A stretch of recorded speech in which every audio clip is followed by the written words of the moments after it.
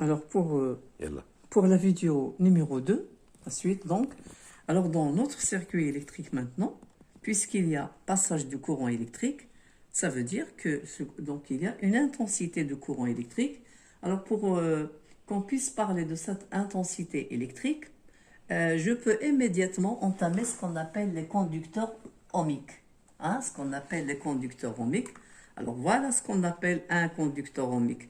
Donc ces conducteurs ohmiques-là, hein, vous les voyez, hein, ce sont des composants électroniques. Voilà, des composants électroniques.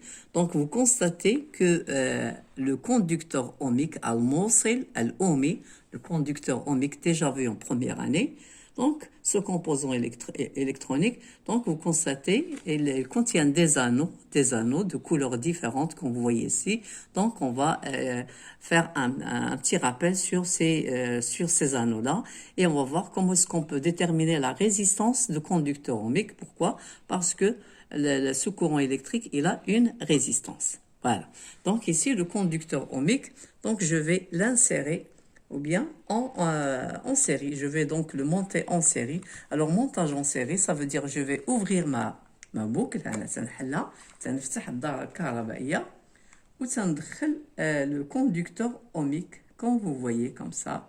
Voilà, donc c'est pas celui-là. Je vais essayer l'autre, le conducteur ohmique. Voilà. Alors, regardez bien ce montage. Donc, ici, vous avez une seule boucle, montage en série, dans lequel il y a la lampe comme un dipôle électrique et il y a le conducteur ohmique. C'est un dipôle électrique. شوفوا دابا مزيان انا غنحيد je vais éliminer le conducteur ohmique. Regardez l'éclairage de la lampe.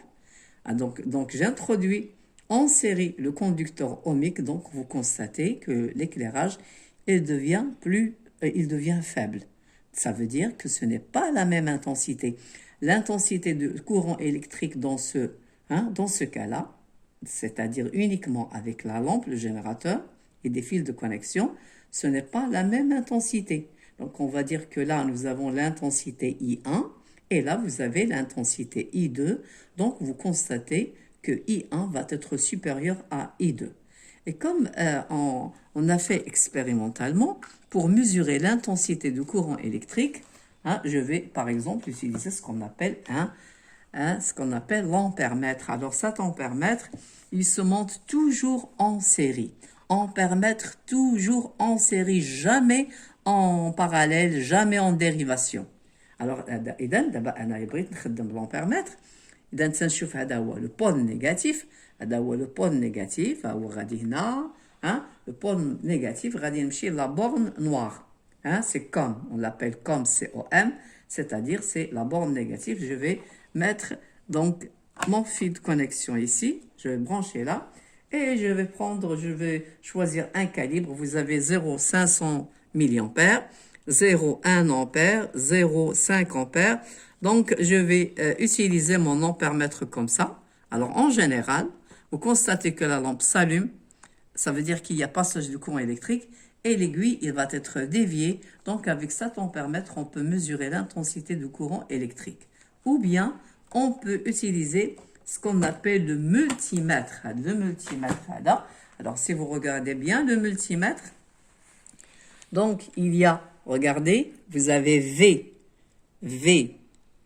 continu. عقلتوا على le signe تساوي يعني D c'est le courant continu là. Donc ici vous avez le voltmètre, hein, le volt alternatif, vous avez ampère alternatif et vous avez ampère continu. Ça veut dire pour mesurer l'intensité du courant électrique, je peux choisir un calibre ici convenable et je vais insérer là le COM, le voilà COM, hein, là, maintenant, COM avec la borne négative, je vais mettre ici et par l'autre, comme ça, je vais donc mesurer l'intensité du courant électrique qui va passer dans ce circuit. Alors, si j'introduis le conducteur ohmique, alors dans ce cas-là, l'intensité va diminuer.